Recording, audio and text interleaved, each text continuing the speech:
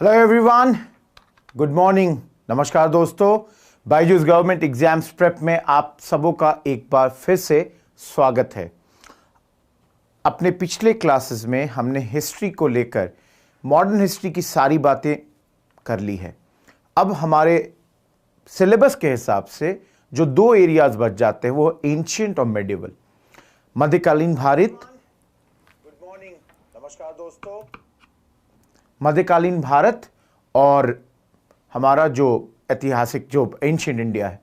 आज मैं आपके लिए मेडिवल हिस्ट्री लेके आया हूं और इसमें हम लोग देखेंगे मेनली आज के लेक्चर में, आज और कल। तो आज हम लोग देखने जा रहे हैं जो इस्लाम का भारत में आगमन है, अराइवल ऑफ जो इनका होता है मोहम्मद बिन कासिम से। हम गौरी गजनवी की बात करेंगे। उसके अलावा उस वक्त जो नॉर्थ इंडिया हमारा था, जो फ्रैगमेंटेड था, टूटा हुआ था अलग अलग भागों में, जो कि काफी हद तक राजपूत शासकों के अंडर में था, उनकी बात करेंगे।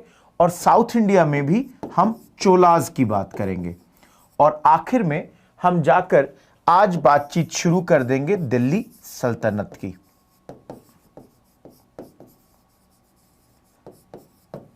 ये मेजर टॉपिक्स आज के हमारे हैं। तो दोस्तों बिना समय खराब किए let's start the first topic, that is Arab conquest of Sindh. देखिए 712 ईस्वी में, जैसा आप देख सकते हैं, मोहम्मद बिन कासिम भारत पर आक्रमण करता है और सिंध पर कब्जा कर देता है। यहां बेसिकली मोहम्मद बिन कासिम के भारत आने का बहुत सारा कारण था, वो हमारे एग्जाम के पर्सपेक्टिव से इंपॉर्टेंट नहीं है, लेकिन ये आप याद रखिए कि पहला अटैकर, पहला इन्वेडर कौन है, इस चीज से हमको सवाल पूछा जा सकता है। तो जो दोस्त हमारे जुड़ चुके हैं उनके लिए अगर सवाल हमको कभी एग्जाम में आएगा कि भाई निम्नांकित या फॉलोइंग में से कौन सा व्यक्ति भारत पे पहला आक्रमणकारी था, तो नाम के तौर पे अधिकतर समय आपको जो एग्जाम में दिया जा सकता है वो हो सकता है कि वो मोहम्मद बिन कासिम का नाम हो, गौरी का नाम हो, गजनी का नाम हो। ये 3-4 नाम में से कोई एक नाम आपसे पूछा जा सकता है, तो इसके लिए आप तैयार रहिए। दूसरी बात, अगला जो है दोस्तों वो है महमूद ऑफ गजनी। ये एक जगह है, यहां से एक ये भाई साहब आ रहे हैं और इनसे हमारा जो जुड़ा हुआ दो सवाल बहुत मुख्य होता है। पहला ये पूछते हैं कि ये कितनी बार भारत पे आक्रमण करता है, तो ये 17 बार भारत पे आक्रमण करता है। और इसमें एक जो अटैक है वो खासकर बहुत ज्यादा फेमस हो जाता है, वो है सोमनाथ मंदिर, जो गुजरात में, जिसको आज एक भव्य मंदिर के तौर पे बनाया गया हुआ है। राजेंद्र प्रसाद जी जब हमारे राष्ट्रपति थे, उन्होंने उसका उद्घाटन किया था, उसे खोला था, दोबारा से उसका पुनरुद्धार कराया गया था। लेकिन उस वक्त इस व्यक्ति ने इस सोमनाथ मंदिर को लूटा था और यहां से बहुत ज्यादा ज्वेलरी, ज्वेल्स, पैसा लूट कर ये गया था। अधिकतर समय लूटने का कारण ही यही हुआ करता था, क्योंकि ये लोग भारत में जो तमाम जो हमारे मंदिर जहां भी थे, जैसे मथुरा हो गया या आपका जैसे सोमनाथ हो गया, इन तमाम जगहों पे ये लोग लूटपाट मचाया करते थे और पैसा यहां से लूट कर और उन मंदिरों को लूट लिया करते थे। तो ये तमाम चीजें ये किया करते थे उस दौर में। तो आप देखिए इसके डायनेस्टी का नाम क्या है, ये हमसे कभी अगर पूछ दे, ऐसे पूछना नहीं चाहिए, फिर भी मैं बता दे रहा हूं, क्योंकि ये मैंने देखा है दिल्ली पुलिस कांस्टेबल में ये यहां तक नहीं जाएंगे। इन्होंने कभी नहीं पूछा कि भाई ये कौन से डायनेस्टी या क्या है, थोड़ी सी इसके बैकग्राउंड, इसके पिता का नाम क्या है, ये भी कभी नहीं पूछा है। लेकिन फिर, और ये देखिए मैंने मेंशन तो कर दिया है सबुक्तगीन, लेकिन मैंने इसको रेड में नहीं रखा है।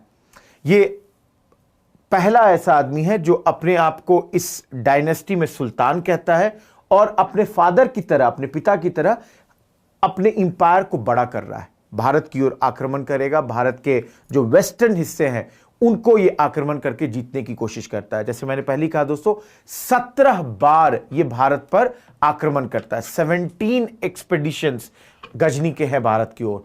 और इसमें सबसे फेमस, जो मैंने आपको पहले कहा, आपको याद रखना है कि सबसे फेमस सोमनाथ मंदिर पे जो आक्रमण है।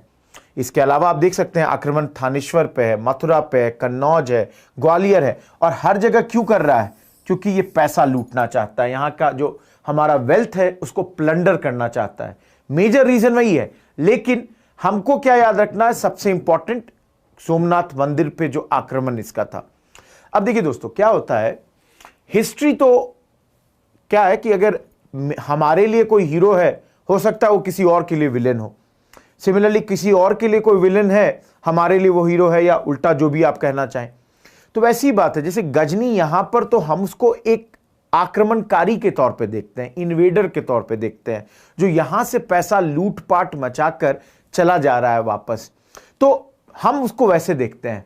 लेकिन इसका कला और साहित्य के, जो अगर आर्ट एंड कल्चर वाले एरिया में बात की जाए, तो इसके दरबार में कुछ बहुत बड़े लोग जुड़े हुए थे। जैसे, और ये जो अगला आपको स्लाइड दिखा रहा हूं वो बड़ा इंपॉर्टेंट है। इसमें पहला नाम खासकर आप देखिए, शाहनामा फिरदौसी नाम के ऑथर ने लिखा। ये बहुत ही फेमस किताब है, बहुत फेमस राइटर है दोस्तों, इसको आपको याद रखना होगा। आपसे कुछ भी पूछ दे, जैसे मैं दिखाऊंगा आपको सवाल, इसके अलावा जैसे आपको एक दिखाई देता हूं, पहले ये देखिए, पूछ सकता है आपसे सैंपल क्वेश्चन इस तरह से कि इनमें से कौन शाहनामा के ऑथर हैं, किन्होंने शाहनामा किताब या ग्रंथ को लिखा है। तो आप देख सकते हैं, उद्बी, फिरदौसी, इसामी, अलबिरूनी, हमने देखा है कि फिरदौसी ने लिखा है। बाकी भी नाम जो हैं, ये लोग भी कुछ हद तक इससे जुड़े हुए हैं। जैसे आप देखिए, मैंने यहां लिखा है कि इसके दरबार में अलबिरूनी, उद्बी, फराबी, बहकी, ये तमाम लोग उस वक्त इसके दरबार में हुआ करते थे। लेकिन धीरे धीरे इसके दरबार का पतन हुआ, डिक्लाइन हुआ, और इस दरबार मतलब गजनी का जो एम्पायर था या डायनेस्टी था, उसको चेंज होकर उसके डायनेस्टी की जगह आ गया गौरी का डायनेस्टी। मोहम्मद गौरी की अब बात करेंगे दोस्तों। देखिए दोस्तों, उसी साइड से आ रहा है, पर्शियन उस साइड से आके भारत पे आक्रमण करता है। और इसमें और गजनी में एक बहुत बड़ा डिफरेंस ये है कि गजनी जहां बार बार लूट कर पैसा लेकर वापस जाना चाह रहा है, वहीं पे गौरी भारत में एक अपना एम्पायर भी क्रिएट करने की कोशिश में है। आप देखेंगे, गौरी यहां पे बहुत बड़े बड़े राजाओं को हराता है, जैसे पृथ्वीराज चौहान को हराएंगे, और उसके बाद ये आगे चलकर जयचंद को भी हराएंगे, और यहां पर अपना एक दूत छोड़कर चला जाएगा। गौरी जो है यहां पर एक अपना एम्बेसडर, जिसका नाम हम लोग पढ़ेंगे कुतुबुद्दीन ऐबक, और वो यहां पे गौरी के डायनेस्टी को शुरुआत करेगा। तो अगर सबसे पहली बात देखी जाए, तो मैंने लास्ट लाइन में कहा खत्म किया कि गौरी का जो डायनेस्टी है, गजनई की डायनेस्टी को खत्म करके आगे बढ़ता है। तो 1182 के समय में गजनवी जो डायनेस्टी है, उसके सुल्तान खुसरो मलिक, जो कि वहां का लास्ट रूलर था, उसको ये हरा दे रहा है। इंपॉर्टेंट नहीं है दोस्तों, इसलिए आप देख सकते हैं मैंने इसको रेड में नहीं डाला है। हमारे लिए गौरी क्यों इंपॉर्टेंट है? क्योंकि ये 2 बार पृथ्वीराज चौहान, जो कि चौहान के राजा हुआ करते थे, राजपूत राजा हुआ करते थे उस वक्त, 2 बार पृथ्वीराज चौहान से लड़ते हैं, 1191 और 1192। पहले बैटल में, बैटल ऑफ जिसको हम लोग तराइन कहते हैं, पृथ्वीराज चौहान गौरी को हरा देते हैं, बहुत बुरी तरह से शिकस्त देते हैं, गौरी भाग जाता है। दूसरे बैटल में गौरी थोड़ी और तैयारी करके आता है, और 1192 के इस बैटल में, जिसको हम लोग सेकेंड बैटल ऑफ तराइन कहते हैं, यहां पर वो पृथ्वीराज चौहान को हरा देते हैं या हरा देता है। तो ये आप याद रखिए दोस्तों कि पृथ्वीराज चौहान से लड़ाई है। पृथ्वीराज चौहान कौन है? राजपूत शासक है, राजपूत रूलर है। मैं इनकी बात अभी आपको आगे करूंगा। आप देखिए, पहला ये याद रखना है कि बैटल ऑफ तराइन पहला जो है 1191 में हुआ। कौन जीतते हैं? पृथ्वीराज चौहान। और दूसरा बैटल जो दूसरा है 1192 में हुआ, और इस बार गौरी जीत जाता है। यहां पे एक नाम आप देख सकते हैं दोस्तों, जयचंद्र का नाम है कन्नौज के रूलर का। यह नाम आगे चलकर अभी थोड़ी देर में पढ़ेंगे, क्यों ये यहां पर चौहान की साथ नहीं दे रहे हैं, या पृथ्वीराज चौहान के साथ क्यों नहीं ये लड़ रहे हैं उनके साथ मिलकर, इसको हम लोग आगे चलकर देखेंगे। फिलहाल के लिए गौरी से हमको 2 ही चीज याद रखना है, पहला बैटल ऑफ तराइन, दूसरा बैटल ऑफ तराइन। पहला बैटल ऑफ तराइन में गौरी हार जाता है, दूसरा बैटल ऑफ तराइन में गौरी जीत जाता है। बेसिकली मतलब पृथ्वीराज चौहान को हरा देता है। देखिए दोस्तों, ये जो दूसरा बैटल ऑफ तराइन है, कई हिस्टोरियन इसको टर्किश रूल का भारत में शुरुआत मानते हैं, क्योंकि बहुत ही निर्णायक बैटल था, डिसिसिव बैटल है। और इसको याद रखिए। यहां पे एक नाम और ले लेता हूं, कई बार इस नाम को भी आप लोग पढ़ेंगे या नाम सुनते होंगे, बख्तियार खलजी का। मैं आपको बताऊंगा, ये मैंने पहले ही बता दिया दोस्तों कि कुतुबुद्दीन ऐबक यहां पर इसको छोड़ के गौरी कुतुबुद्दीन ऐबक को छोड़ के जाएगा, और इसकी बात हम लोग आगे चलकर स्लेव डायनेस्टी में कहेंगे। तो जैसे मैंने पहले कहा ना दोस्तों कि यहां पर गौरी और गजनवी में क्या अंतर है। गौरी परमानेंट रूल बनाना चाहता है भारत में, इसलिए अपने दूत को, अपने एजेंट को छोड़ के जा रहा है, जिसको हम लोग पढ़ेंगे आगे चलकर स्लेव डायनेस्टी के तौर पे। वहीं पे अगर आप गजनी की बात करें तो वो ऐसा कुछ नहीं कर पाता है। तो ये एक मेजर डिफरेंस है। ये आगे चलकर हम लोग ये भी देखेंगे कि राजा जयचंद को, ये जो कि गढ़वाल डायनेस्टी के थे, उनको 1194 में गौरी हरा देता है। ये बैटल कौन सा है, इसको याद रखिए, बैटल ऑफ चंदावर। तो यहां पर बस आपको दोस्तों गौरी से, एक सेकेंड, आपको गौरी में 3 चीजें याद रखनी है दोस्तों। एक तराई का पहला बैटल, दूसरा तराई का दूसरा बैटल, और तीसरा चंदावर का बैटल। ये 3 इंसिडेंट याद रखिए, 3 लड़ाइयों को याद रखें। पहला दोनों ही पृथ्वीराज चौहान से है, और ये राजा जयचंद या जयचंद्र से है। पहले में पृथ्वीराज चौहान की विजय होगी, दूसरे में गौरी जीत जाएगा, चंदावर वाले बैटल में भी गौरी जीत जाएगा। ये 3 बैटल याद रखना है हमारे एग्जाम में। इन्वेजन ऑफ अरब वाले में इससे ज्यादा, ये जो शुरुआत में जो आक्रमणकारी आ रहे हैं, इससे ज्यादा सवाल शायद नहीं पूछेगा। मैक्सिमम अगर पूछ सकता है तो इस आदमी पे पूछ सकता है, जिसके बारे में बता दूं कि बख्तियार खलजी जो है, कि ये भी एक, जब कुतुबुद्दीन ऐबक थे यहां पे भारत में, उसी वक्त ये भी आता है भारत में, और ये बिहार बंगाल के एरियाज में काफी लूटपाट मचाता है। इसका नाम अभी भी याद किया जाता है दोस्तों, क्योंकि उस दौर में कहा जाता है कि नालंदा का जो यूनिवर्सिटी था और विक्रमशिला का जो हमारा यूनिवर्सिटी था, दोनों को इसने लूटा था, बर्बाद कर दिया था। मतलब जिसको कहेंगे ना कि एकदम प्लंडर करने के वक्त उनको डिस्ट्रॉय करने की मानसिकता से इसने उस वक्त काम किया था। बख्तियार खलजी, बिठा रहा हूं दोस्तों, देखिए, प्लंडर करता है, कहां पे करता है, बिहार के एरियाज में। उतना इंपॉर्टेंट नहीं है, मैंने रेड में नहीं मेंशन किया है। इंपॉर्टेंट क्या है, हमारे ये दोनों मोनास्ट्रीज, यूनिवर्सिटीज, ये जो तमाम इलाके थे, इनको ये लूटपाट मचाता है, इनको बर्बाद करने के नियत से करता है। बख्तियार खलजी इस वक्त बंगाल के क्षेत्र में जो पाला राजा थे, जो सेना राजा थे, जो कैपिटल था पाला का, वहां पे भी ये अटैक करता है, नदिया, जो कि लक्ष्मण सेना के अंतर्गत था, और उसको हरा देता है। इसके अलावा दोस्तों यहां आगे चलकर ये गौर, जिसको हम लोग लखनौती भी कहते हैं, उसको कैपिटल बनाता है। कभी नहीं देखा है इन चीजों पे सवाल पूछते हुए। आगे चलकर दोस्तों ये तिब्बत के इलाकों पे भी, जो ब्रह्मपुत्रा वाला वैली था, उधर जाकर वो अटैक करता है, और वहां पर इसे भारी शिकस्त का सामना करना पड़ता है, और आगे चलकर 1206 ईस्वी में लमसम इसकी हत्या कर दी जाती है। तो बख्तियार खलजी के बारे में सिर्फ इतना जानना है कि हमको सवाल पूछेगा तो यही पूछेगा कि इन दोनों यूनिवर्सिटीज को, या जो मोनास्ट्रीज थे यहाँ के, उस पर किसने आक्रमण किया या किसने उसको लूटपाट मचाया। इससे ज्यादा उम्मीद नहीं करिए। तो दोस्तों ये पहला पार्ट था हमारे चैप्टर का, जिसमें हमने ये जो इन्वेडर्स हैं उनकी बात की। अगला चैप्टर का पार्ट है राजपूत पर, लेकिन उस पर जाने से पहले मैं आपको एक बार क्विक रिवीजन सारे इंपॉर्टेंट पॉइंट्स का यहीं पे करा रहा हूं। देखिए, पहला नाम मोहम्मद बिन कासिम, या क्यू से या के से, जो भी नाम आए, याद रखना है दोस्तों। ये कहां आक्रमण करता है, सिंध पे आक्रमण करता है और कब्जा कर लेता है। आगे चलकर 2 और नाम हमने देखे, गजनवी का और गौरी का। गौरी के केस में हमने 3 बैटल्स की बात की और 2 राजाओं की बात की, पृथ्वीराज चौहान और जयचंद की।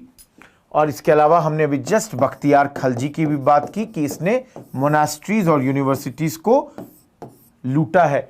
कहां, विक्रमशिला और नालंदा।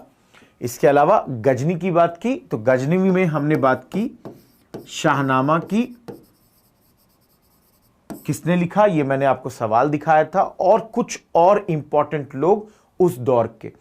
गजनी कहां पर लूटपाट मचा रहा है? 17 बार, और इसमें सबसे इंपॉर्टेंट है सोमनाथ टेम्पल जो कि गुजरात में है।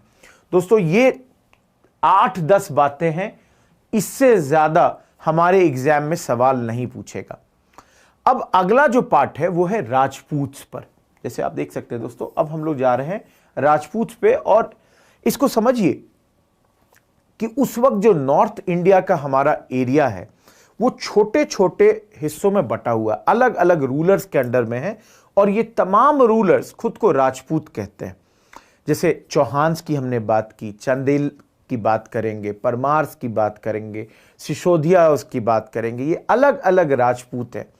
दोस्तों ये कुल आप आज भी सुनते होंगे, राजपूत कास्ट है भारत में, तो ये लोग अलग अलग कुल से अपने आप को कहते थे कि भाई, कुछ लोग कहेंगे कि भाई हम सूर्यवंशी हैं, कुछ बोलेंगे हम चंद्रवंशी हैं, कुछ लोग तो बोलते थे कि भाई हम अग्नि कुल से आते हैं। तो अलग अलग में इसमें डिवीजन हुआ करता था, और अधिकतर समय एक चीज देखा गया कि इनके अपने बीचों बीच अपने अंदर यूनिटी नहीं थी।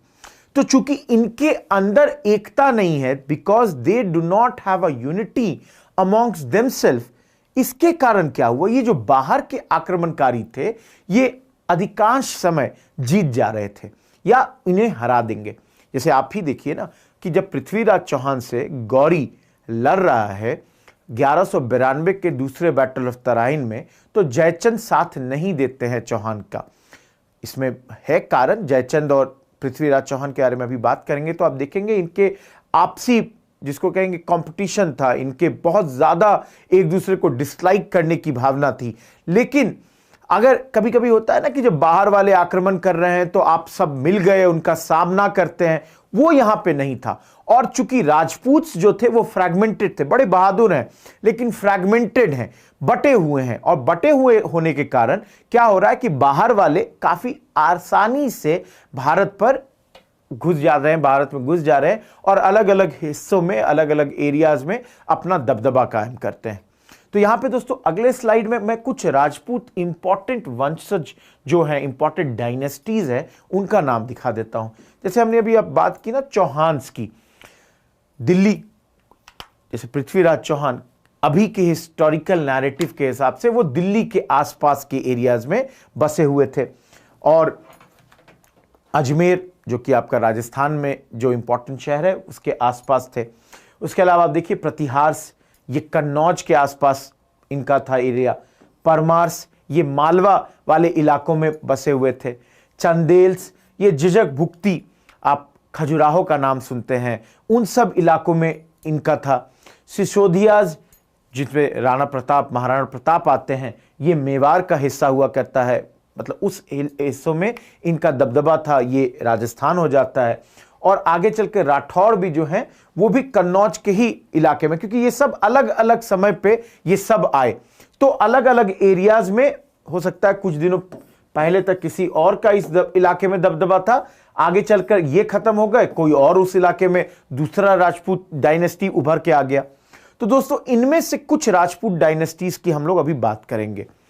यहां पर इनसे बातचीत करने से पहले सिर्फ 2-3 स्लाइड में हम लोग एक इंपॉर्टेंट बात करेंगे, वो है कि कन्नौज जो उस दौर में नॉर्थ इंडिया का एक बहुत ही इंपॉर्टेंट टाउन है, उसको लेकर 3 पावर्स के बीच में लड़ाई हो रही है, जिसको हम कहते हैं ट्राइपर्टाइट स्ट्रगल। ये ट्राइपर्टाइट स्ट्रगल जो है 8वीं शताब्दी के एंड में हो रहा है कन्नौज को लेकर। हमसे अगर एग्जाम में पूछना होगा सवाल, तो ये कभी ये नहीं पूछेंगे स्ट्रगल क्यों था, क्या था एंड एवरी दैट। ये पूछ सकते हैं कि भाई ट्राइपर्टाइट स्ट्रगल ऑफ कन्नौज में इनमें से कौन से 3 डायनेस्टीज इन्वॉल्व थे, और ये 3 का कुछ भी जोड़ा बना सकते हैं। हो सकता है बोल दे प्रतिहार चौहान परमार, चंदेल सिसोदिया राठौर, चंदेल परमार प्रतिहार, इस तरह करके आपको 3 डायनेस्टीज कर करके ये ऑप्शन दे सकते हैं। लेकिन हमको याद रखना है कौन इन्वॉल्व है इसमें दोस्तों। इसमें इन्वॉल्व है पालाज, प्रतिहाराज, राष्ट्रकूताज। ये देखिए 3 है, मैं एक बार रब कर दे रहा हूं, इसको आपको रट लेना है दोस्तों। ये 3 डायनेस्टीज का नाम याद रखिए। गुज्जर प्रतिहाराज, कैसे ये नाम आया? बहुत बार आप देखोगे सिर्फ प्रतिहार नाम दिया जाएगा और कई बार आपको गुज्जर प्रतिहार नाम दिया जाएगा। अलग अलग किताबों में कुछ कहते हैं कि भाई ये गुज्जर वंशजों से जुड़े हुए थे, कोई कह देता है भाई ये गुजरात वाले इलाके से आते थे, इसलिए इनको ये नाम दिया जाता है। कहां से हैं? मध्य भारत से, सेंट्रल इंडिया। वहीं पालाज ये बंगाल से आ जाते हैं और राष्ट्रकूताज ये साउथ से, डेक्कन से हैं। ये तीनों आपस में लड़ रहे हैं, किसको लेकर? क्योंकि मैंने कहा ना, ट्राइपर्टाइट स्ट्रगल ऑफ कन्नौज, तो बड़ा क्लियर है ये कन्नौज को लेकर लड़ रहे हैं। कन्नौज क्योंकि उस दौर में ये बहुत ही, मैं कहूंगा कि रिच इलाका हुआ करता था और इसको लेकर ये तमाम जो तीनों पावर्स थे एक दूसरे से भिड़े हुए थे। दोस्तों 200 साल, लमसम 200 साल ये स्ट्रगल चलते रहा और इस कारण से क्या है, क्योंकि ऐसा नहीं कि लगातार लड़ते रहे, लड़े फिर कुछ दिन हो गया, रुक गए, फिर लड़े, इस तरह से हुआ। तो जो मैंने पहले कहा ना कि चूंकि आपसी एकता नहीं थी, तो ये तीनों की लड़ाई के कारण क्या हुआ, इंटरनली ये तीनों ही कमजोर हुए और इसका फायदा उठाया बाहरी लोगों ने। तुर्क जो थे वो अंदर आ जाते हैं और ओवरथ्रो कर देते हैं इन सबों को। तो अगले 3 स्लाइड में एक एक स्लाइड इन तीनों पे बात कर लिया जाए दोस्तों। पालास पे बात किया जाए, गुज्जरों प्रतिहारास पे बात किया जाए और राष्ट्रकूतास पे बात किया जाए। जैसे एग्जाम में हमसे क्या पूछ सकता है कि भाई इसके पहले रूलर कौन थे, स्थापना कौन कर रहे हैं, या इससे जुड़ा हुआ कोई खास बात है तो वो बताइए। तो जैसे पालास की बात की जाए, मैंने पहले कहा दोस्तों ये बंगाल के इलाके में ये है। हम लोग जो अगला जब एंशिएंट पढ़ेंगे तो दोस्तों एंशिएंट में लास्ट टॉपिक पढ़िएगा आप हर्षा के बारे में। हर्षवर्धन ये राजा हैं जिनको कई लोग कहते हैं लास्ट ग्रेट हिंदू एम्पायर। इनके शासन के खत्म होने के बाद जो पूरा नॉर्थ इंडिया है वो आपस में एक, जिसको कहते हैं ना, वैक्यूम क्रिएट हो गया है और उसी वैक्यूम में ये सब उभर के आते हैं, जैसे पालाज एंड ऑल उभर के आते हैं। और किसके अंतर्गत आते हैं? गोपाल। तो यहां पे फाउंडर कौन है पालाज के? Around 750 AD. ये याद रखने की बात नहीं है, लेकिन अगर याद रखिएगा तो ठीक है, लेकिन नहीं भी याद रखेंगे तो पूछेगा नहीं। गोपाल जो है इस डायनेस्टी के फाउंडर हैं। लेकिन इसके बाद एक और जो बड़ा नाम है इस डायनेस्टी का वो है धर्मपाल। ये सक्सीड करते हैं गोपाल को। अब यहां पे क्या है दोस्तों कि धर्मपाल से जुड़ा हुआ 1-2 सवाल हमसे पूछ सकता है।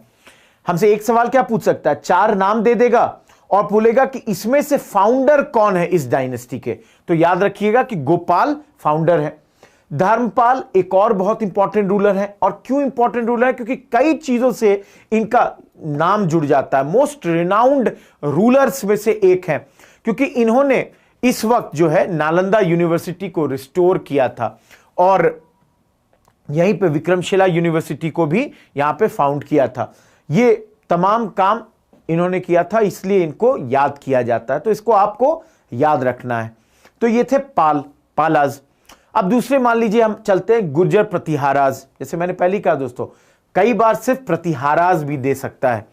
यहां पे पहले शासक कौन है? नागभट्ट वन है, मतलब कोई एक 2 भी होंगे। तो नागभट्ट 1 तो फाउंडर है, नागभट्ट 2 ये टेंपल जो है शिवा का सोमनाथ में, गुजरात में, उसको ये स्टैब्लिश करते हैं। लेकिन इस प्रतिहारास के सबसे महान राजाओं में से जो एक है वो है मिहिर भोज।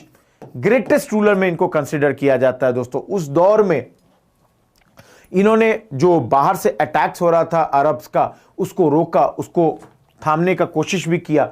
यहां पे आप देख सकते हैं, resisted the invasion of Arabs from Sindh. आगे चलकर भोज को सक्सीड करते हैं उनके पुत्र, जिनका नाम है महेंद्रपाल 1। और ये देख सकते हैं बंगाल, मगध, इन तमाम इलाकों में अपने पावर को बढ़ाते हैं।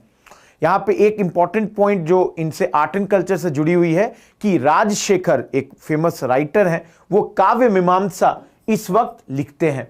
ये प्रतिहारास के कोर्ट में थे और यहां पर संस्कृत स्कॉलर हैं। इसको आपको याद रखना है दोस्तों। तो एक तरह का एक और सवाल देखिए, अगर हमसे पूछ दे तो यह भी पूछ सकता है कि भाई मिहिर भोज इनमें से किस डायनेस्टी के शासक थे? और आपने अभी देखा मिहिर भोज प्रतिहारास के शासक है, लेकिन हमसे ऑप्शन में बोल देगा भाई चंदेलाज, प्रतिहाराज, पालाज और राष्ट्रकूताज। तो हमको याद रखना है कि ये किसके शासक हैं, ये प्रतिहाराज के हैं। तो देखिए सवाल जो है जो भी हमारे एग्जाम का है वो इससे ज्यादा नहीं पूछने वाला, तो आपको ये शासक, पहले फाउंडर, ये सब आपको याद रखना है। ट्राइपर्टाइट में तीसरे कौन थे दोस्तों, तीसरे थे राष्ट्रकूताज। कहां पे थे, डेक्कन में। इसके पहले राजा कौन है, दांती दुर्ग, ये तो मैंने बता दिया, दांती दुर्ग, ये याद रखिए फाउंडर इनके दांती दुर्ग है। और यहां पर सबसे इंपॉर्टेंट रूलर्स में जो एक आते हैं वो गोविंद तीन है, ये एक इंपॉर्टेंट रूलर है राष्ट्रकूताज के। इसके अलावा दोस्तों राष्ट्रकूताज से एक बहुत बड़ा नाम जो जुड़ता है, जो रूलर भी है और एक स्कॉलर राइटर भी है, किताबें भी लिख रहे हैं, वो है अमोघवर्ष वन। देखिए रूलर भी हैं और स्कॉलर भी हैं। इनका नाम आपने देखिए मैंने रेड में रखा है क्योंकि मुझे उम्मीद है कि इन पे सवाल पूछा जा सकता है, क्योंकि उस दौर में फ्रेंडली टाइज तो मेंटेन कर ही रहे हैं लेकिन एक बहुत महान किताब भी लिखते हैं, कविराज मार्ग, ये चीज इन्होंने लिखा था। तो ये हमको याद रखना है दोस्तों। ये हमारा बेसिकली हमने जो राजपूत पे अभी जो बात शुरू की है अलग अलग डायनेस्टीज की, वहां पर हमने पहला ये जो देखा है वो है ट्राइपर्टाइट स्ट्रगल ऑफ कन्नौज। यहां पे हमने तीन लोगों की बात की, प्रतिहार, राजपूताज और पालाज। अब देखिए चौहान्स की बात करते हैं। राजपूतों में चौहान की अभी जस्ट हमने बात की कि यहां पे सबसे बड़े जो राजा हैं वो पृथ्वीराज चौहान हैं। और पृथ्वीराज चौहान का दोस्तों हमने बात किया कि वो गौरी से लड़ते हैं, गौरी को पहली बार हरा देते हैं, दूसरी बार गौरी से हार जाते हैं। दोनों ही बैटल कौन सा था, बैटल ऑफ तराइन का पहला बैटल और बैटल ऑफ तराइन का दूसरा बैटल। तो ये जो दो बैटल है दोस्तों आपको याद रखना है, पहली का 1191 1192 और दूसरे बैटल में इनकी मृत्यु हो जाती है, लड़ते लड़ते इनकी मृत्यु हो जाती है। इनको कई बार देखिए दोस्तों पृथ्वीराज चौहान तीन भी कहा जाता है, पृथ्वीराज चौहान भी कहा जाता है और राय पिथौड़ा भी कहा जाता है, अलग अलग नामों से इन्हें संबोधित किया जाता है।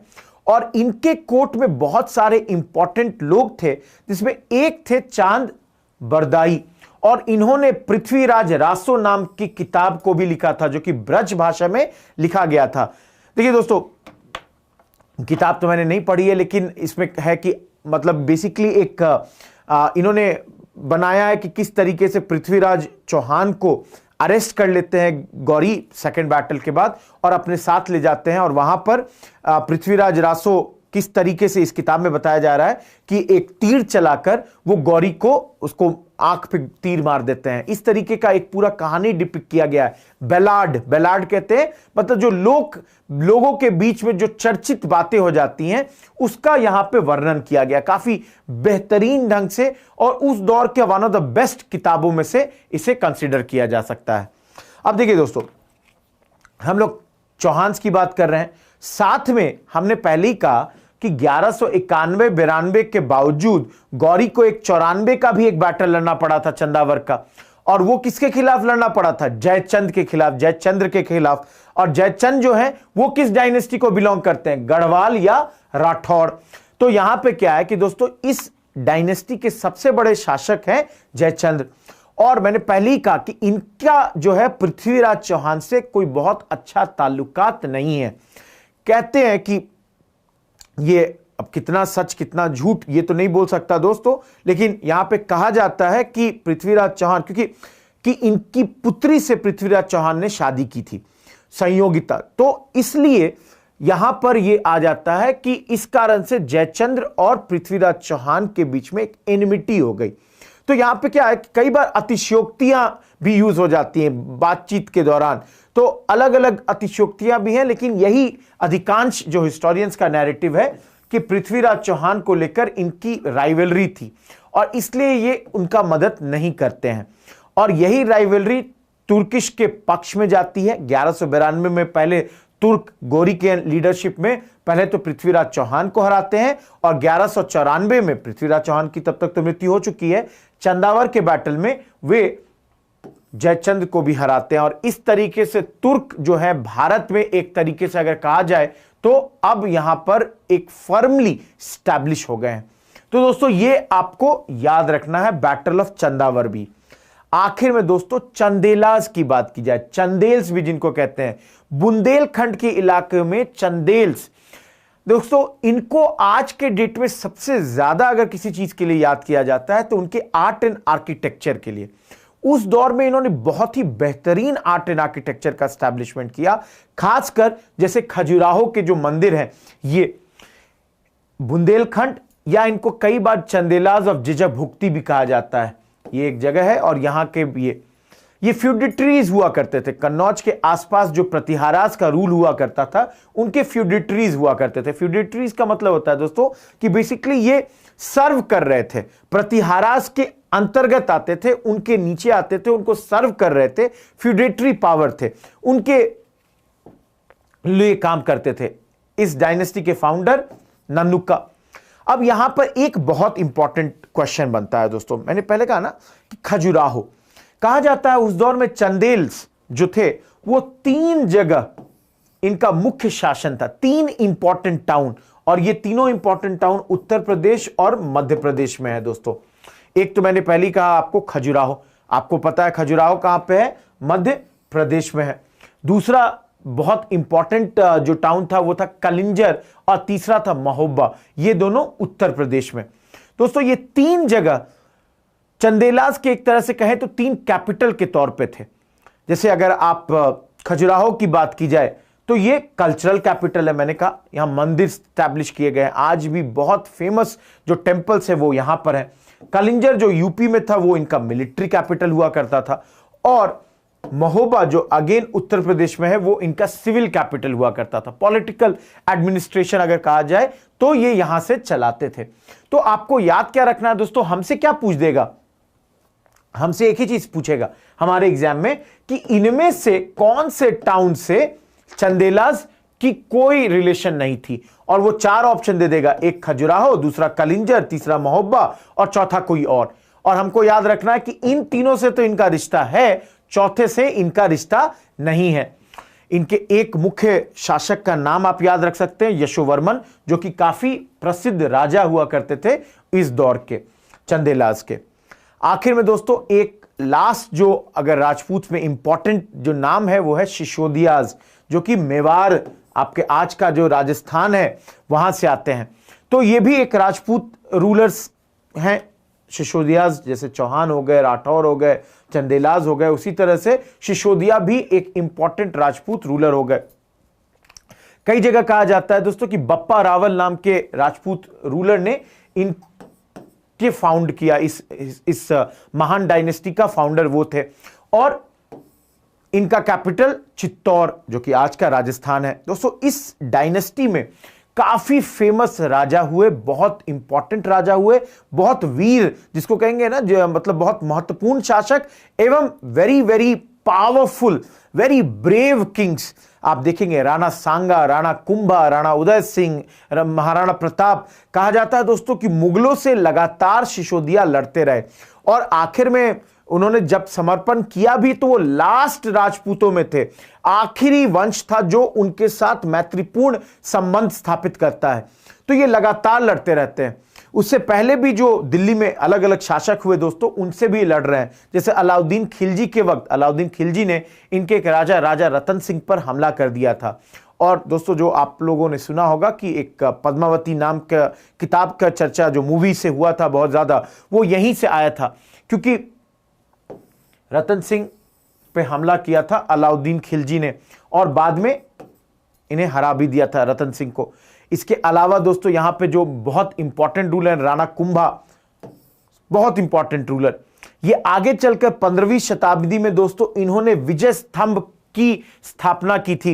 ये देखिए जिसको टावर ऑफ विक्ट्री भी कहते हैं, विजय विक्ट्री और स्तंभ टावर, ये स्टैब्लिश किया था चित्तौड़गढ़ फोर्ट में। क्यों किया था? क्योंकि उस दौर में इन्होंने कंबाइंड आर्मी जो मोहम्मद खिलजी के द्वारा लेड थी, मालवा गुजरात तमाम क्षेत्रों की, उसको हराया था। तो हमारे लिए एग्जाम में क्या इंपॉर्टेंट हो गया, हमसे पूछेगा कि विजय स्तंभ या टावर ऑफ विक्ट्री को इनमें से किस राजा ने स्थापित किया, और ऑप्शन दे देगा मान लीजिए रतन सिंह, राणा कुंभा, राणा सांगा और महाराणा प्रताप सिंह। तो ये याद रखिए जैसे मैंने पहले कहा दोस्तों, आगे चलकर राणा सांगा बहुत इंपॉर्टेंट रूलर के तौर पे उभरते हैं। और ये आगे जो बाबर जब भारत आता है तो 1527 में बाबर से एक बहुत इंपॉर्टेंट बैटल लड़ते हैं, बैटल ऑफ कनवा। इसको याद रखिए दोस्तों, बाबर से लड़ते हैं, ये कल फिर बात करूंगा। राणा कुंभा को सक्सीड करते हैं राणा सांगा और ये बाबर के खिलाफ लड़ते हैं और इस युद्ध में इनकी पराजय हो जाती है, पराजित हो जाते हैं। आगे चलकर दोस्तों मैंने कहा राणा उदय सिंह, महाराणा प्रताप सिंह, ये तमाम लोग सक्सेसर्स है। महाराणा प्रताप का नाम हम लोग कल फिर से लेंगे दोस्तों। हल्दी घाटी के युद्ध में ये अकबर के खिलाफ बहुत ही बेहतरीन लड़ाई लड़ते हैं और हार जाते हैं, क्योंकि अकबर आप समझ सकते हैं उस वक्त बहुत बड़े एरियाज में मुगलों का शासन था। वहीं पे अगर मेवाड़ की बात की जाए तो कंपैरेटिवली एक छोटा राज्य हो जाता है, लेकिन बहुत ही साहस का जिसको कहेंगे ना कि ये यहाँ पे एग्जिबिट करते हैं, साहस दिखाते हैं। आखिर में दोस्तों यहां पे एक नाम जो मैंने पहली का पद्मावत, ये किताब देखिए, इसकी हिस्ट्री और इसके किताब में क्या लिखा हुआ इस पे नहीं इंपॉर्टेंट है, हमको याद रखना पद्मावत जो किताब है ये लिखा किसने, तो याद रखिए ये लिखा मलिक मोहम्मद जैसी ने। ये एक सूफी पोएटिकल नैरेटिव था, अवधी डायलेक्ट में लिखा गया। किस चीज पे लिखा गया कि किस प्रकार ये ना क्वीन पद्मिनी, रानी पद्मिनी और उस वक्त अलाउद्दीन खिलजी ने किस प्रकार चित्तौड़ फोर्ट पर हमला किया था और यहां पे जो भी कुछ हुआ। तो हमको अगर याद रखना है तो दोस्तों इस पूरे से हम क्या याद रखेंगे कि भाई रानी पद्मावती का नाम याद रखेंगे, राजा रतन सिंह का नाम याद रखेंगे, अलाउद्दीन खिलजी हैं, पद्मावती किताब है, मलिक मोहम्मद जैसी हैं। इसके अलावा चित्तौड़गढ़ फोर्ट में आपके विजय स्तंभ या टावर ऑफ विक्ट्री है। ये कुछ फैक्ट्स हैं आपको याद रखने होंगे। देखिए दोस्तों जो आपके ये राजपूत है, इसमें बहुत सारे ऐसे और डायनेस्टीज हैं। हम लोग इंपॉर्टेंट सारे डायनेस्टीज को देख चुके हैं। यहां पर एक चीज याद रखिएगा, जो भी सवाल आएगा इन्हीं 4-5 डायनेस्टीज से मुख्यतः आना चाहिए। आपको शिशोदियास के बारे में याद रखना है, चंदेल्स के बारे में याद रखना है, चौहान्स के बारे में याद रखना है, जो वो वॉर्स लड़ रहे हैं, बैटल लड़ रहे हैं, उनके बारे में याद रखिए। अब साउथ इंडिया का एक इंपॉर्टेंट डायनेस्टी देख लेते हैं और उसके बाद हम लोग आ जाएंगे मेडिवल के सल्तनत में। देखिए दोस्तों, इस वक्त चोलाज साउथ इंडिया में तंजौर के आसपास ये लोग अपना डायनेस्टी अपना बनाते हैं, अपना राज्य का गठन करते हैं और इसके जो फाउंडर हैं उनका नाम है विजयल्ले। इनके फाउंडर का नाम याद रखिए। उस वक्त ये फ्यूडेटरी हुआ करते थे पल्लवास के, लेकिन हमको पढ़ना है चोला के बारे में। इंडिपेंडेंट किंगडम किसने बनाया इसका? इनके पुत्र आदित्यवन, ये सन है, सक्सेसर है विजयले के, और ये इसका इंडिपेंडेंट किंगडम बनाते हैं। उस दौर में पल्लव किंग जो अपराजिता जिनका नाम था उसको ये हराते हैं और ये इंडिपेंडेंट किंगडम की स्थापना करते हैं। पहले हमने कहा तंजौर इनका सबसे इंपॉर्टेंट टाउन है दोस्तों, ये यहां पर अपना कैपिटल भी बनाते हैं इस दौर में। अब देखिए चोलास का जो है हमारे लिए इंपॉर्टेंस इसलिए है क्योंकि इसके बाद के 2 राजा बहुत बड़े और बहुत इंपॉर्टेंट हो जाते हैं। नंबर 1 है राजा, एकदम ये नहीं मैं कह रहा कि ठीक आदित्य वन के बाद आ रहे हैं, लेकिन चोलास के अंदर जो 2 मुख्य राजा हैं उसमें एक है राजा वन। देखिए आप आदित्य वन तो बहुत पहले ही चले गए थे, ये 985 से 1014 लमसम 29 साल ये रूल करते हैं। सबसे महानतम राजाओं में से चोला इंपायर के इनको कंसीडर किया जाता है। क्यों किया जा सकता है दोस्तों? क्योंकि उस दौर में इन्होंने कई सारे बैटल्स लड़े, भारत में भी लड़े, भारत के बाहर भी जाके लड़ते हैं, अधिकतर जगह लोगों को हराते हैं, अलग अलग जगह पे चोला डायनेस्टी का क्रिएशन करते हैं, उसको बनाते हैं, और इसके अलावा आर्ट एंड आर्किटेक्चर में भी एक अभिन्न छाप ये छोड़ जा रहे हैं। तो जैसे मैंने कहा इनकी पॉलिसी क्या है? वॉर, बैटल, जीतो, कॉन्कस्ट करो, इन तमाम चीजों को। तो देखिए western Gangas, eastern Chalukyas of Vengi, Cheras, Pandyas, उस दौर में जो छोटे छोटे जितने भी आसपास के रूलर्स थे या समकालीन जितने भी रूलर्स थे सबको इन्होंने हराया। जैसे मैंने पहले कहा सिर्फ भारत के अंदर नहीं, भारत के बाहर भी जाके अटैक करते हैं, श्रीलंका पे अटैक करते हैं। और क्यों करते हैं? नदन हिस्सों के श्रीलंका को ऑक्युपाई भी करते हैं क्योंकि वो ट्रेड कंट्रोल करना चाहते थे। साउथ ईस्ट एशिया, जो दक्षिण आपका पूर्वी देश हैं जैसे इंडोनेशिया हो गया, मलेशिया हो गया, उस दौर में इन सब क्षेत्रों में जो ट्रेड हो रहा है उसको बेसिकली ये ट्रेड को कंट्रोल करना चाहते थे, इसलिए इन क्षेत्रों पे वो अटैक कर रहे हैं। और आप देख सकते हैं नदन पार्ट को ये एनेक्स भी करते हैं। उसी दौर में दोस्तों इन्होंने मालदीव पर भी कब्जा किया। आप समझ सकते हैं दोस्तों कि अगर इन क्षेत्रों पे ये अटैक कर रहे हैं तो इनके पास एक अच्छी नेवी होगी, क्योंकि समुद्र के रास्ते ही जाएंगे ना। तो ये मालदीव पे भी हमला कर रहे हैं। श्रीविजय इंपायर जो साउथ ईस्ट एशिया का था उससे दोस्ती भी करते हैं, कई जगहों पे हमला भी करते हैं, लेकिन इस जगह ये दोस्ती भी करते हैं। इसके अलावा दोस्तों यहां पे अगर आर्ट एंड आर्किटेक्चर, लिटरेचर की बात की जाए तो देवराम जो कि कलेक्शन ऑफ हाइम्स है, ये इनके दौर में ही कलेक्ट किया गया था।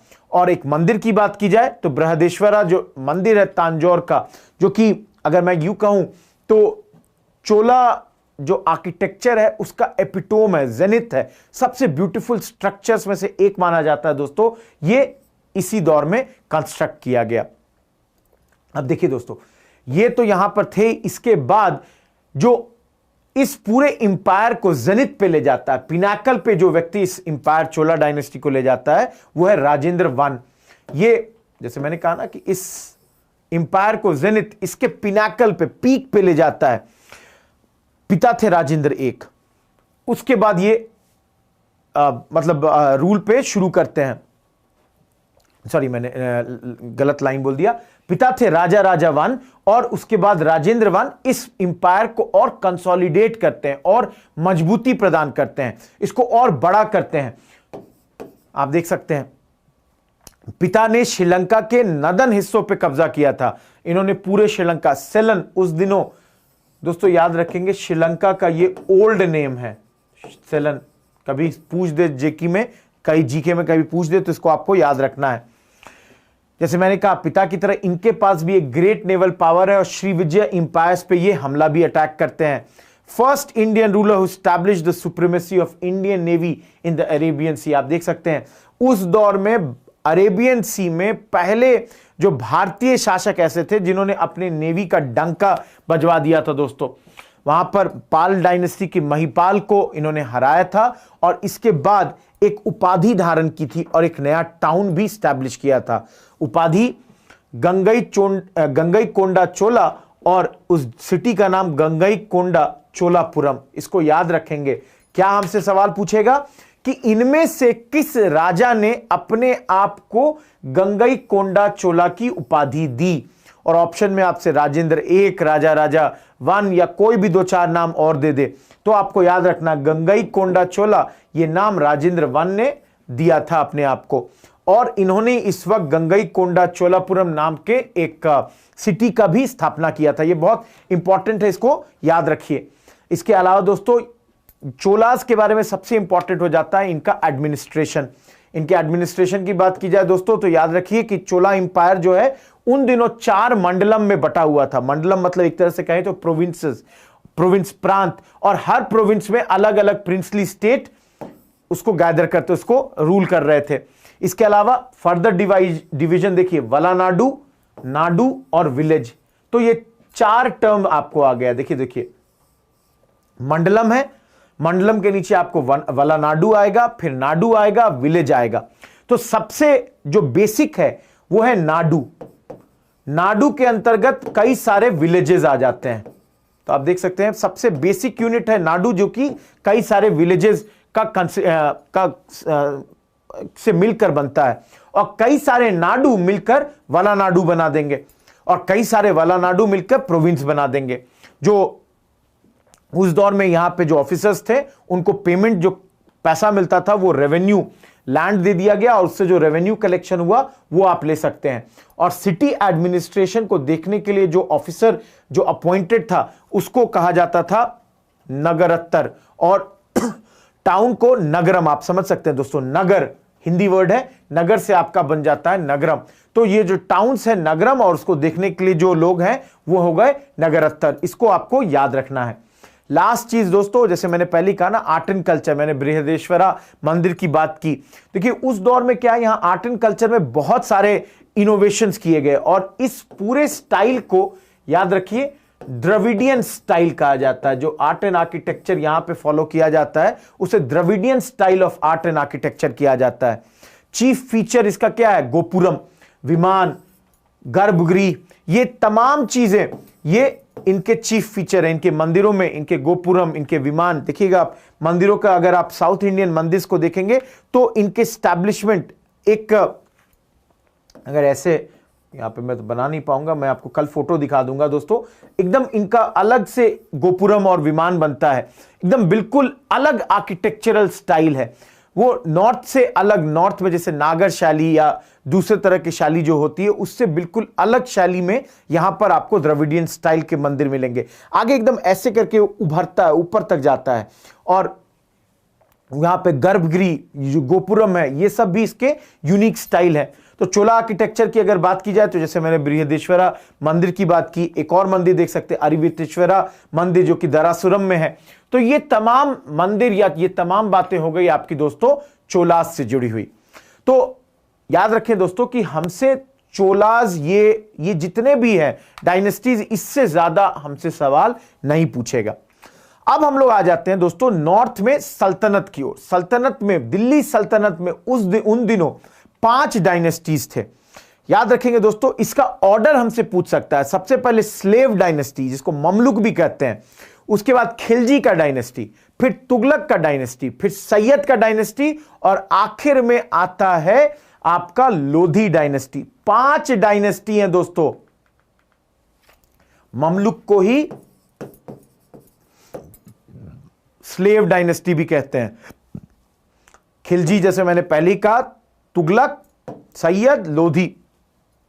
नहीं दोस्तों, यहां पे जैसे THU मैंने लिखा है, कई जगह आपको तुगलक ही दिखेगा, लोधी में कई जगह लोधी ही दिखेगा। तो स्पेलिंग पे उतना ध्यान नहीं देना है, कोई इश्यू नहीं है। अलग अलग, खिलजी में बहुत जगह आपको खलजी वर्ड भी दे देंगे। तो अलग अलग नाम, अलग अलग स्पेलिंग से आ जाते हैं। तो यहां पे हम लोग आज के लिए पहले डायनेस्टी को तो कर ही लेंगे। तो चलिए स्लेव डायनेस्टी की बात करते हैं दोस्तों। देखिए, पहले ही मैं बता दूं, गौरी आया 1194 में, जयचंद को यह हरा देता है। और उसके बाद क्या होता है, गौरी जो है यहां पर अपना एक स्लेव छोड़ देता है। स्लेव का मतलब क्या होता है? नौकर अगर कहें, लेकिन उन दिनों ये बंधुआ मजदूर की तरह हो जाते थे। नौकर मतलब इनको खरीद लिया गया है, स्लेव है वो, जो मतलब इस पे एक तरह से कहें तो प्रॉपर्टी है स्लेव। तो ये कुतुबुद्दीन ऐबक एक स्लेव था, ममलुक था। तो यहां पे आप देखिए, पहला नाम 1206 से 1210 ये भारत का शासक रहता है, फाउंडर है इस डायनेस्टी का। अब इसको यहां पे याद रखिए दोस्तों, एक दो चीज। ये नंबर 1, ये सिर्फ 4 साल के लिए शासन कर रहा है, बहुत ज्यादा दिन कर नहीं रहा। तो ये एक तरह से फाउंडर है, लेकिन इससे ज्यादा बड़े रूलर्स या बड़े इंपॉर्टेंट रूलर्स बाद में आएंगे। उन दिनों इसने अपने कैपिटल को बनाया लाहौर में। लाहौर उन दिनों इसका कैपिटल हुआ करता था।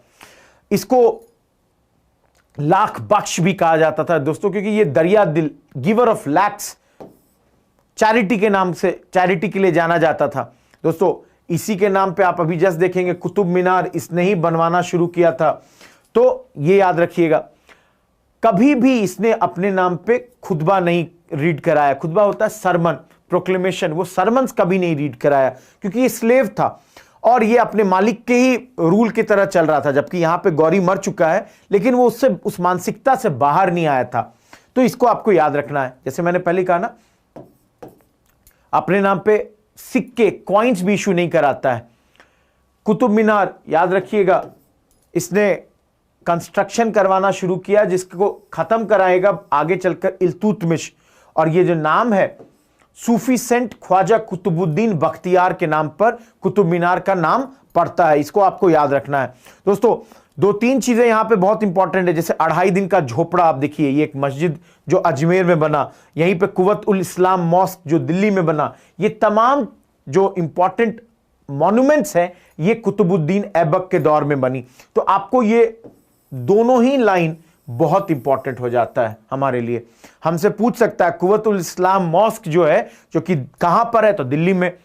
किसने बनवाया? कुतुबुद्दीन ऐबक ने। तो ये सब आपको याद रखना है। तो आप देख सकते हैं आर्ट एंड कल्चर में बहुत इंपॉर्टेंट कंट्रीब्यूशन है। इसके अलावा किताब भी लिखे जा रहे हैं। जैसे आप देखिए यहां पर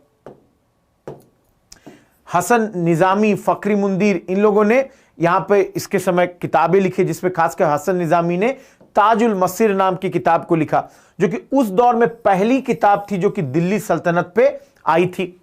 दोस्तों यहां पे एक सवाल और जो हमसे बहुत जगह मैंने एग्जाम्स में देखा है हमारे, ये पूछता है कि दिल्ली सल्तनत का वो कौन सा राजा था या रूलर था जो कि पोलो खेलते वक्त मारा गया, गिर के मर गया। वो ये था। इस पोलो को चौगन भी कहते हैं, हॉर्स पोलो कहते हैं दोस्तों, और ये खेलते वक्त ये मर गया था। बाद में इसको लाहौर में दफना दिया गया। अब देखिए दोस्तों यहां पर क्या है कि इसके मरने के बाद इसका बेटा शासक बनता है, लेकिन उसको 8 महीने के अंदर ही इल्तुतमिश हटा देता है। तो बेटा का नाम आराम बख्श, लेकिन उसके बारे में हमें नहीं पढ़ना। हम चले अब इल्तुतमिश के ऊपर।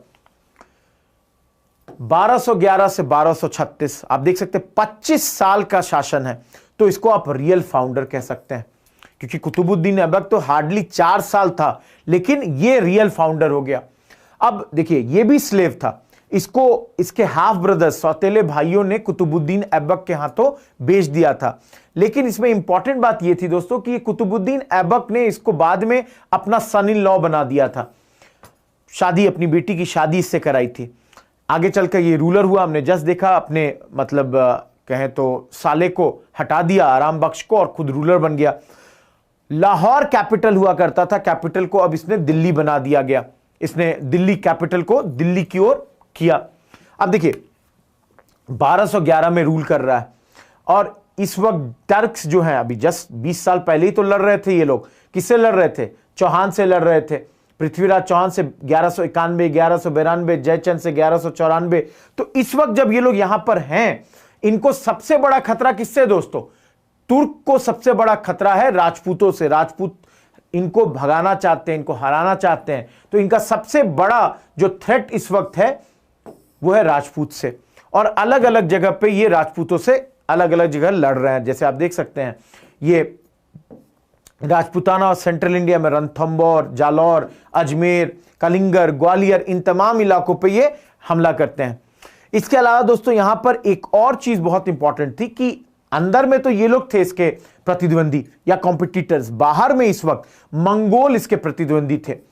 और यहां पर क्या होता है, चंगेज खान इस वक्त मंगोल शासक है, और ये यहां पर चंगेज खान एक व्यक्ति है, ये ख्वारिज़म शाह जो भाग के निकला हुआ है, वो उसकी तलाश में है। ये ख्वारिज़म शाह जो है इस वक्त आ जाता है इल्तुतमिश के दरबार, बोलता है भाई मेरे पीछे ये आदमी पड़ा हुआ है, हमको तुम थोड़ा शरण दे दो, हमको, हम शरणार्थी हैं। अब देखिए दोस्तों यहां पे क्या होता है कि पहले जो शासक हुआ करते थे वो लोग एथिकल गाइडेंस से रूल होते थे। ओ मेरे पास मदद मांगने आया है, हमको तो इसको मदद करना होगा।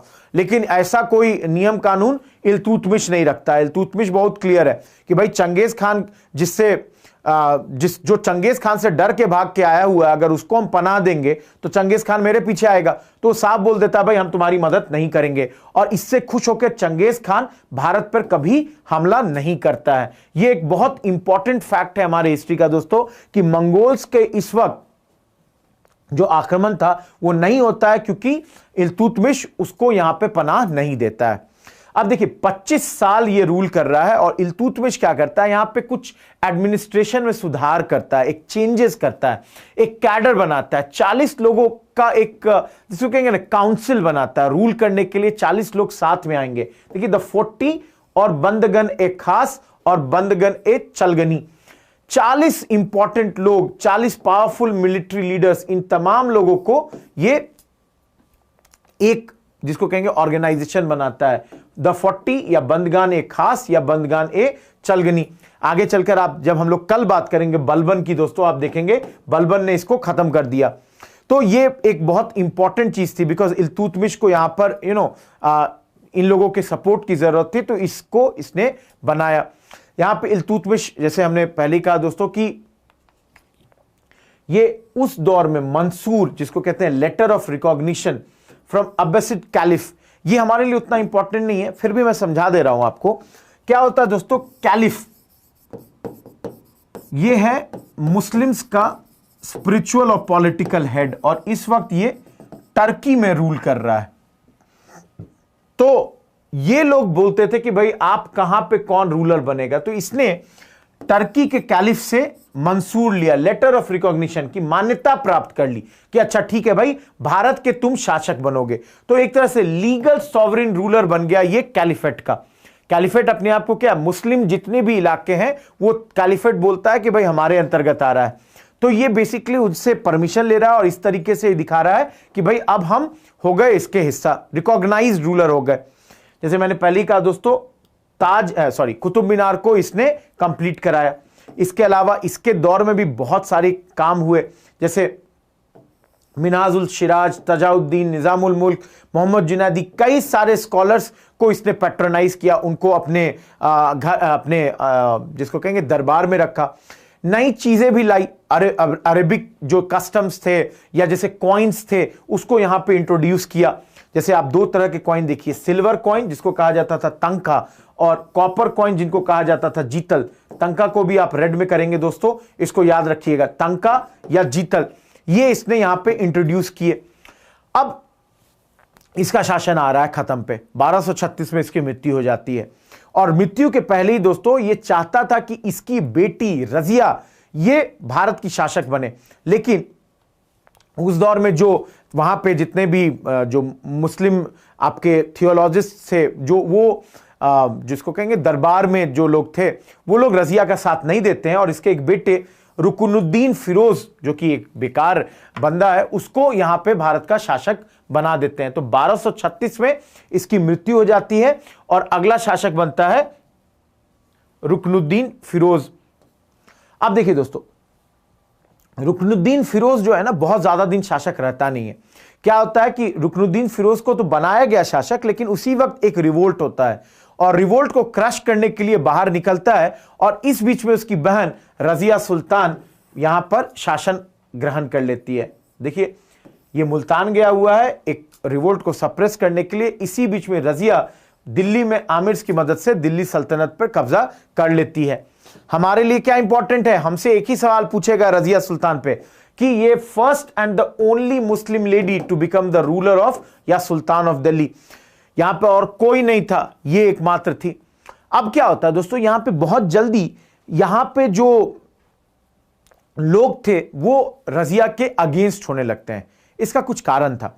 सबसे पहली बात थी, रजिया ने एक जो एबिसिनियन स्लेव था, एबिसिनियन मतलब इथोपियन स्लेव था जिसका नाम था याकूब,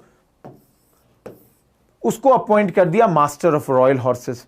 तो यह चीज लोगों को अच्छी नहीं लगी।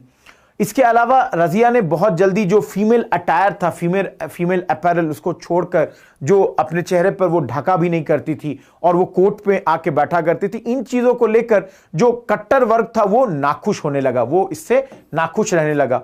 वो हंटिंग के लिए जा रही है, आर्मी को लीड कर रही है, तो जो टर्किश नोबल्स हैं वो इससे नाखुश हो गए थे। और इसी बीच में कई लोगों ने इसके खिलाफ विद्रोह का बिगुल फूंक दिया, जिसमें एक था अल्तूनिया, ये गवर्नर है देखिए भटिंडा का, रिवोल्ट किया है। रिवोल्ट को सप्रेस करने जाती हैं रजिया सुल्ताना, लेकिन हार जाती हैं और रजिया को अरेस्ट कर लिया जाता है, लेकिन वो अल्तुनिया पे जीत जाती हैं और अल्तुनिया से शादी कर लेती हैं, मैरिड हिम। अल्तुनिया जो कैप्टर था उनका, उससे इसकी शादी हो जाती है। इन द मीन टाइम दोस्तों, टर्किश नोबल्स क्या कर रहे हैं, टर्किश नोबल्स ने जब इसको कैप्चर कर लिया गया है, एक नए राजा को यहां पर बना दिया है राजा, जिसका नाम है बहराम शाह। एक और बेटा है इल्तुतमिश का, उसको राजा बना दिया गया। अब भाई दूसरे आदमी को राजा बनाए हो तो भाई रजिया सुल्तान छोड़ थोड़ी देगी, वो भी अल्तुनिया के साथ मिल चुकी है यहां पर। तो ये दोनों आ जाते हैं, अल्तुनिया के साथ मिल चुकी है और बहराम शाह से लड़ते हैं लेकिन हार जाते हैं। और इस तरह से रजिया सुल्तान का जो हिस्ट्री है हमारे हिस्ट्री में खत्म हो गया। दोस्तों अब बन गया रूलर कौन, बहराम शाह। 1240 में बहन को हरा कर ये अगले 2 साल के लिए रूलर बन जाता है।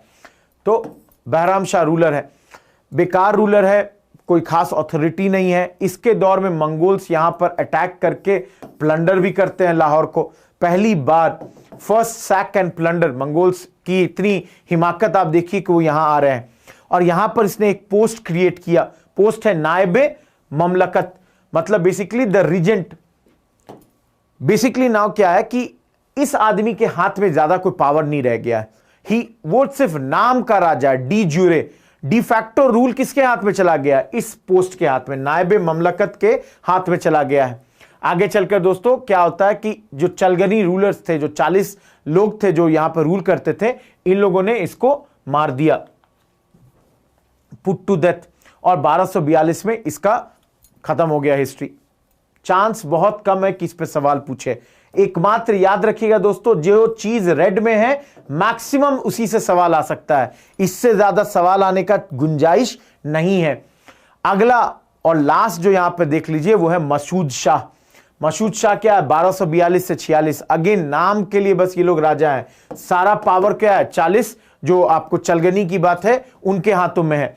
और जैसे मैंने पहले ही कहा ना कि यहां पे अथॉरिटी सुल्तान के हाथों से निकल गई है, बहुत जल्द इसको भी हटा दिया जाएगा और नसरुद्दीन महमूद को भारत का सुल्तान बना दिया जाएगा। अगेन मैं फिर से बोल रहा हूं दोस्तों, मैंने नाम दिखा दिया है, सवाल नहीं आने वाला।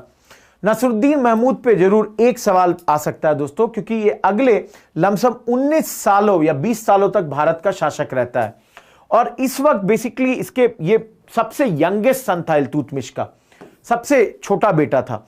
राजा बन गया लेकिन इसके पास सही मायने में कोई पावर नहीं है और इसे दोस्तों दरवेशी किंग के नाम से जाना जाता है, इसलिए क्योंकि एक बहुत ही पायस रूलर था, बहुत साफ सुथरा जिंदगी जीने वाला रूलर था। असल में क्या है, मैंने जैसे कहा ना कि अब पावर इन लोगों के हाथ में नहीं है, पावर असली अभी किसके हाथ में है? कल हम लोग बात करेंगे इस व्यक्ति के बारे में, बलबन। ये असली में डी फैक्टो रूलर बन गया है। आप देख सकते हैं ये नायब था, रीजेंट था और इस 17 सालों में बारिंग एक साल ये लगातार रीजेंट बना रहता है।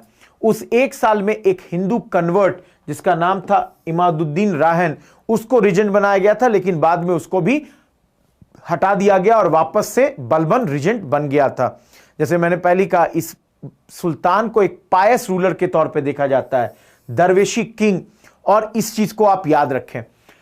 इसकी मृत्यु के बाद 1266 में बलबन भारत का सुल्तान बनेगा दोस्तों, और बलबन के बारे में जो भी बातचीत है वो हम लोग कल करेंगे, आज नहीं करेंगे। तो दोस्तों अभी अगर मैं आपको सिर्फ एक क्विक, जिसको कहेंगे ना कि याद दिला दूं, एक क्विक रिवीजन अगर करा दूं, तो ये देखिए,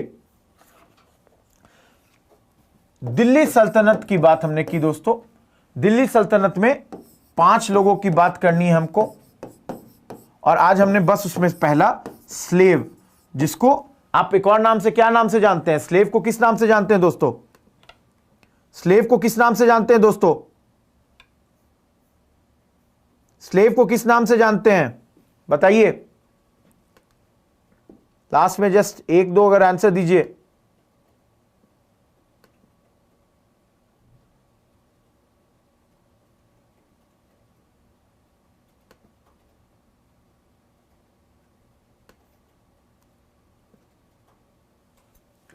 देखिए दोस्तों, स्लेव ममलुक के नाम से भी जानते हैं, और इसका सबसे इंपॉर्टेंट रूलर, बहुत सही दुर्गेश, बिल्कुल सही, इसका सबसे इंपॉर्टेंट रूलर कौन था? कुतुबुद्दीन ऐबक।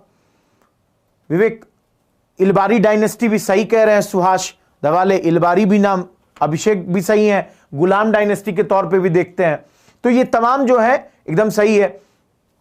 अब देखिए इसमें सबसे पहला रूलर कौन था? कुतुबुद्दीन ऐबक, सबसे इंपॉर्टेंट रूलर है, ठीक है ना। ऐबक क्या है? स्लेव है, एक खुद वो यहां पे आया, कब से कब रूल करता है? 1206 से 1210। इंपॉर्टेंट काम क्या करता है? वो शुरुआत करता है कुतुब मीनार बनाने की, लाख बख्श भी कहा जाता है क्योंकि बहुत ज्यादा पैसा बांटने वालों में से है ना। ये इंपॉर्टेंट बातें हमने देखी। उसके बाद 4-5 और रूलर का हमने नाम देखा, हमने इल्तुतमिश का नाम देखा, हमने उसकी बेटी रजिया सुल्तान का नाम देखा, हम लोग कल बात करेंगे बलबन की। तो दोस्तों इनमें जो एक चीज याद रखिए, पीडीएफ आपके पास है, पीडीएफ में जो भी पॉइंट रेड फॉन्ट में रहता है ना, आपसे सवाल सिर्फ उसी पे पूछा जाएगा। देखिएगा अधिकतर एग्जाम्स में सवाल उसी पे उल्टा या किसी तरीके से ऊपर नीचे करके पूछेंगे, इससे ज्यादा सवाल पूछने का गुंजाइश बहुत कम हो जाता है हमारे एग्जाम्स में। तो इस चीज को अगर फोकस करके पढ़ोगे ना, इसमें देखो रटना है थोड़ा बहुत, क्योंकि फैक्चुअल हमारा एग्जाम ही फैक्चुअल है, हमसे फैक्चुअल चीजें पूछी जाएगी वो होगा। लेकिन अगर इसको देखते चलो, अगर हर दिन वही चीजें उतना ही देखो जितना मैंने बता दिया रेड फॉन्ट में जितना है, तो आपका एग्जाम का आराम से काम हो जाएगा, इससे ज्यादा नहीं पूछेगा हमारे एग्जाम में। तो दोस्तों आज के लेक्चर के लिए इतना ही। पीडीएफ दोस्तों आपके लिंक में है, मनीष, YGS कुमार जो भी ये पूछ रहे हैं, पीडीएफ आपके लिंक में है, आप उसमें एक बार देख लीजिए, लिंक आपको प्रोवाइडेड है, आप उससे डाउनलोड कर सकते हैं। ठीक है, आप उसको कर लीजिए, पढ़ लीजिए, देख लीजिए, और इसी को हम लोग कल कंटिन्यू करेंगे। आज के लिए इतना ही। थैंक यू, गुड बाय, कल फिर मिलेंगे, अलविदा।